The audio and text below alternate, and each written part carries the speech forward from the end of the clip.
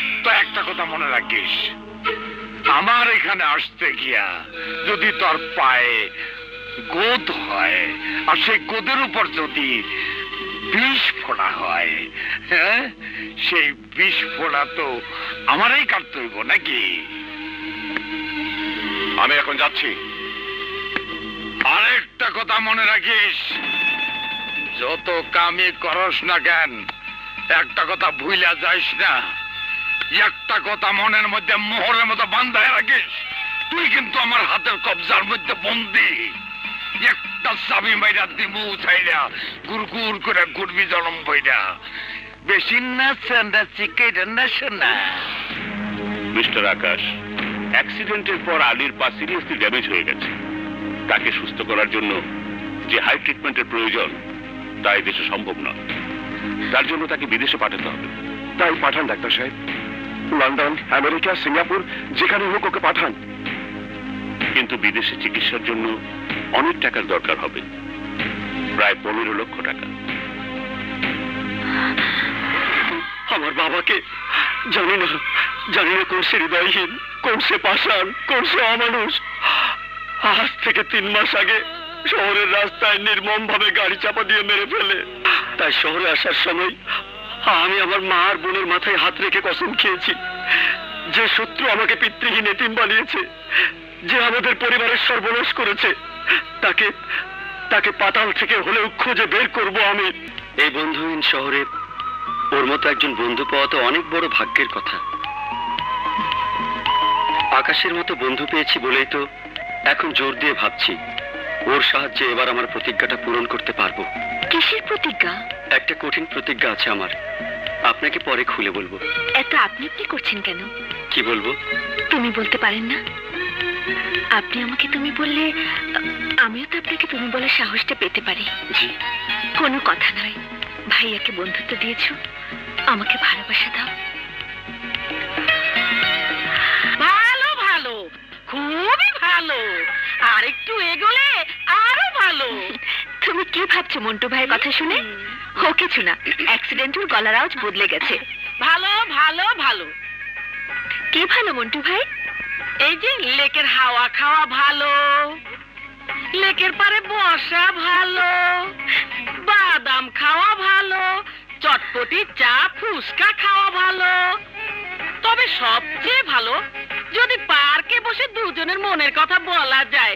বাকিটা আর বললাম না। আচ্ছা মন্টু ভাই, আপনি লেকের পাড়ে বসে কি বলেন আর কি করেন? বিয়ের আগে তোমার ভাবির সাথে ভালোবাসার কথা ফুরিয়ে গেলে এই পুরনো একই কথা ঘুরিয়ে ঘুরিয়ে বলতাম। আর এখন গলা বদলের পর কথা বলি কম, এটা ওটা খাই বেশি। কই গো, কোথায় গেলে? ফুচকা খাবে না? না মন্টু ভাই, এটাও ভালো। কি ভালো? এই যে আমাদের দরদি ভাবি ফুচকা নিয়ে ছুটে আসছেন সবার জন্য। হ্যাঁ ভালো, তবে আরো ভালো হতো যদি আকাশটা আমাদের সাথে থাকতো। কি ঘটনাটা কি? পাই কি তোর গোদ হয়েছে নাকি?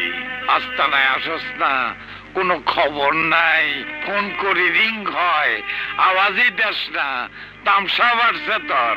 হ্যাঁ, এই চেঁচাবেন না, এখানে আসা ছাড়াও আমার অনেক কাজ আছে।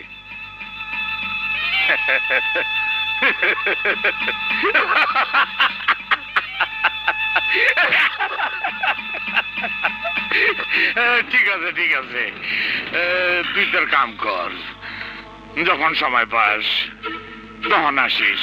তো একটা কথা মনে রাখিস, আমার এখানে আসতে গিয়া যদি তোর পায়ে গোদ হয় আর সেই গোদের উপর যদি বিষ ফোড়া হয়, হ্যাঁ, সেই বিষ ফোড়া তো আমারই কাটতে হইব নাকি?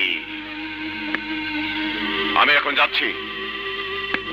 আরেকটা কথা মনে রাখিস, যত কামই করস না কেন একটা কথা ভুইলা যাইস না, একটা কথা মনের মধ্যে মোহরের মতো বান্ধায় রাখিস, তুই কিন্তু আমার হাতের কবজার মধ্যে বন্দি। একটা চাবি মাইরা দিমু উঠাইরা গুড় করে ঘুরবি জলম বইরা। বেশি না চান্দা চিকেটা না শোনা, ভুইলা যাইস না হেরোইনের মামলার কথা, ভুইলা যাইস না পুলিশ খুনের কথা। তোর এই জীবনটা আমারই কর্জা দেওয়া।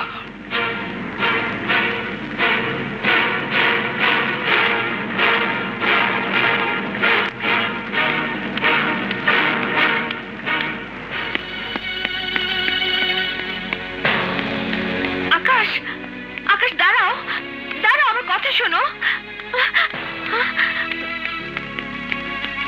আকাশ, আকাশ দাঁড়াও, আমার কথা শোনো প্লিজ।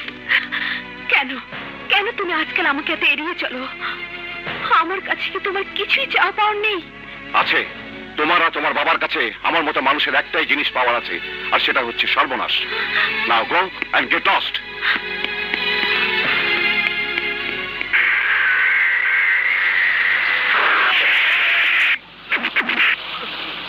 তোরা কি চাস?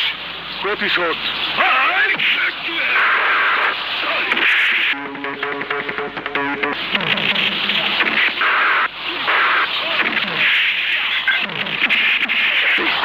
আলী, আলী, আলী। মিস্টার আকাশ, অ্যাক্সিডেন্টের পর আলীর পা সিরিয়াসলি ড্যামেজ হয়ে গেছে।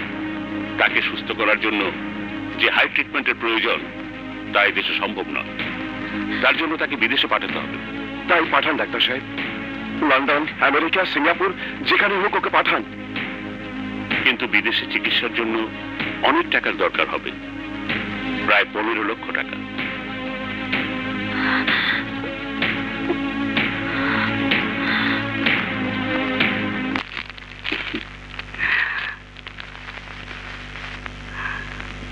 বন্ধু, তুমি কার ছবি দেখছো? আমার বোনের ছবি। যদি কিছু মনে না করো, দেখতে পারি ছবিটা? দেখবে? নাও।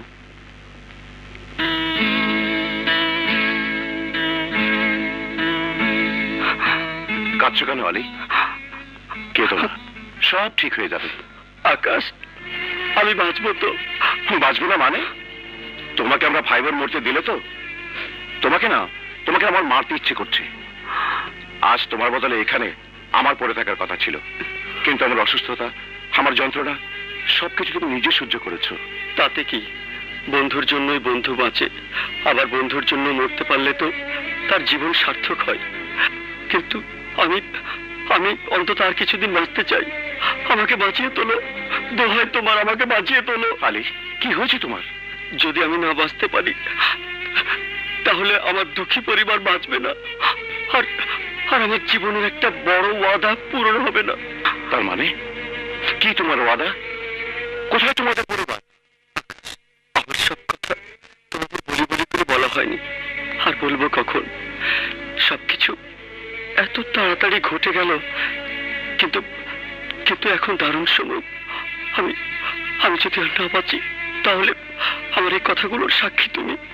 প্লিজ আলী, সবকিছু খুলে বলো। বলছি, আমি এক সাধারণ মধ্যবিত্ত ঘরের ছেলে। এনায়েতপুর হাই স্কুলের হেডমাস্টার হাসান আলী ছিলেন আমার বাবা।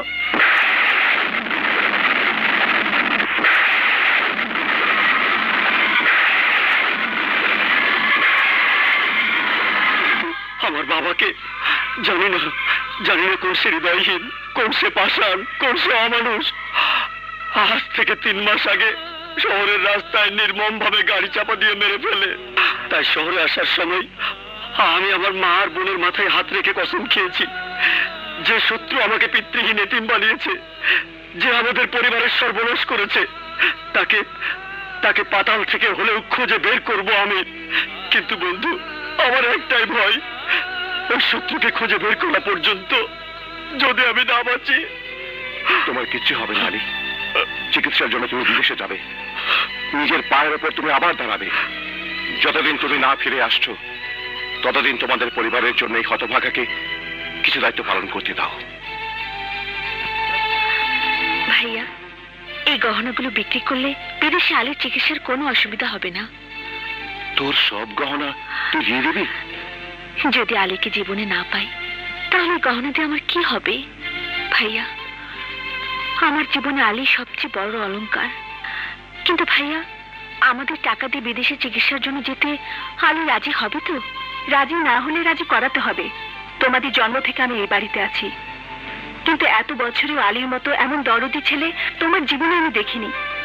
আলীর সঙ্গে পরিচয় হওয়ার আগে তুমি কি ছিলে আর এখন কি হয়েছো? আলীর আত্মত্যাগের কোনো তুলনা নেই। তারপর আলীকে বিদেশে চিকিৎসার জন্য পাঠিয়ে আকাশ নিজে চলল এনায়েতপুরে এক সতের উদ্দেশ্যে। সে জানে না তার সামনে কি অপেক্ষা করছে।